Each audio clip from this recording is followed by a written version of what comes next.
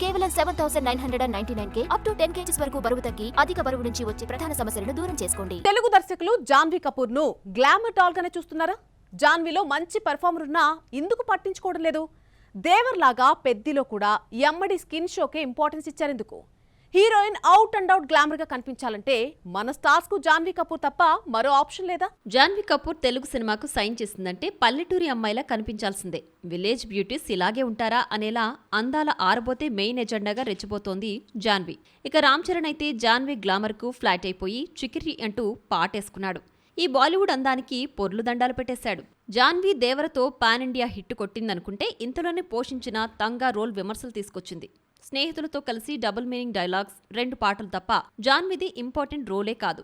ఈ విమర్శలు పట్టించుకొని తెలుగు మేకర్స్ జాన్వీని గ్లామర్ డాల్ గానే చూపిస్తున్నారు. దేవరలో ఎన్టీఆర్తో జతకట్టడం ఆలస్యం. జాన్వీ స్టార్ హీరోయిన్ అయిపోయింది.